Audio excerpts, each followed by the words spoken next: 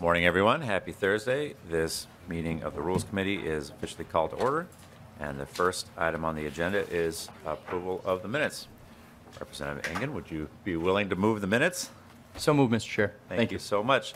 Representative Engen moves the minutes from Tuesday, January 31st, 2023. Any discussion? Seeing none, all those in favor, please say aye. Aye. Any opposed? The minutes are adopted. Our item of business for today is adopting the calendar for the day for Monday, February 6, 2023. We will be calendaring 3 bills: House File 121, Competency Restoration, Representative Edelson; House File 90, Public Defender Funding, Representative Becker-Finn; and Senate File Criminal Division Funding for the Attorney General's Office. The companion in the House is House File 29, Representative Hewitt. Any discussion to the calendar for the day? Representative O'Neill. Thank you, Mr. Chair. So we've had this ongoing conversation about having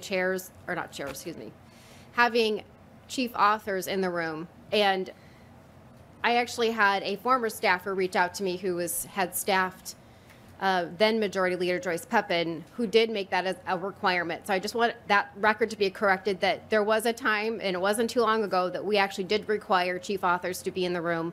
And for a very good reason, because something is happening this session that in my tenure here I've never seen.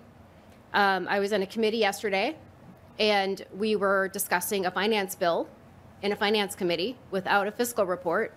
It was two different bills that were being heard without fiscal notes. And then we were told, when we asked questions related to that we don't go into the weeds here, we only stay high level. So, and also those bills, it seems to be that there is a whole slew of bills that are skipping committee stops. So I would like to ask the authors of these bills, I think they should be present, if proper procedures were being followed. Did all of the committee stops that should be made, were they made? Were fiscal notes actually presented in the fiscal committees of the jurisdiction of origin? You know, and a few other questions I have as well, because these are all procedural questions, and we are definitely skipping procedure here this session. And I've said it before, I'll say it again, there is a freight train coming at all of us, and I don't just mean the minority, I mean every staff, every member, every lobbyist, the members of the public. There is so much happening so quickly in so many different committees that one could possibly not keep up. So I would like the chief authors to be present to answer these questions, Mr. Chair. I thank you, Representative O'Neill. I think we're going to have to agree to disagree on this one. As I mentioned when you brought this up in our last meeting, the bills aren't before us. We're not amending the bills. We are simply calendaring them. So it doesn't follow that we need the chief authors here. We aren't skipping any committee stops for these bills. If there were questions on the finance aspects of those, they all go to Ways and Means, and they have all gone to Ways and Means before being moved out. That's the appropriate place to have a discussion about finance issues for these bills. A topic of the Rules Committee is what day they get scheduled for the floor for the calendar. And I'll just also add that we have heard in the past a lot of desire to have bills move as standalones. You can't have it both ways. We can't say that we want bills not to move in omnibus bills and then complain when we move bills as standalones, because if we don't start moving bills as standalones now, we have a short session. They will all wind up in omnibus bills at the end. And so I think that there has been some positive comments made that I've heard from members on your side of the aisle about moving standalone fiscal bills, and that's what we're trying to do here today. Mr. Chair. Representative O'Neill. Mr. Chair, I appreciate the standalone bill, and we all want standalone bills. The problem is, when you have if you have a bill that drastically changes the cost of housing, it should go to housing, for an example, and it is not going to the Housing Committee.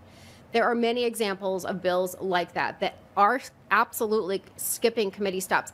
And I would say that, yes, while the Ways and Means Committee does deal with finance, the Committee of Origin, as in the Climate and Energy Committee, which is a finance committee, should have the fiscal note in front of them when they debate the bill. That is where that should be. It shouldn't be appearing at the Ways and Means Committee.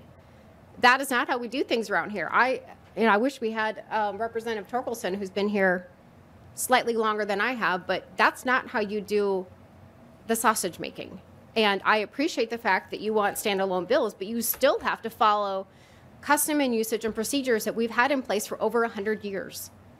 And we are not doing that. And Despite your assurances that we are not doing that. And if you want us to put together an entire list of bills that have missed committee hearings, we could do that. I don't really want to go there, but at the bare minimum, I would like to have the authors here to ask them if proper procedures were actually followed. Was there actually a fiscal note in the original first finance committee where it should have been heard? And which committees did it follow? Some of these things aren't as, well, certainly it's hard for the public to see, but there is so much happening so quickly that people are spread so thin. I know your staff is spread thin. I can hear it on my floor. I hear the concerns of folks on my floor because I'm on the third floor that shares space with your party. And so, Mr. Chair, this is not a big request. This is a small request, but I will continue to ask it until that request is satisfied, because we are absolutely stepping outside the bounds of what this place is supposed to do. I appreciate the fact that you want to do standalone bills, and we all want to do standalone bills, but we want to do them in the proper way, through the proper committees, with fiscal notes present in the first fiscal committee. Thank you, Mr. Chair. Thank you, Representative O'Neill. Further discussion of the calendar for the day. Seeing none, I move the adoption of the calendar for the day pursuant to Rule 1.21 and 3.33. The Committee on Rules and Legislative Administration would designate February 6, 2023 for the adoption of the calendar for the day and establish a pre-filing requirement for amendments offered to those bills. All in favor, please say aye. Aye. All opposed? No. The calendar for the day is adopted. And that is our business for the day, so we are adjourned. Thank you, members.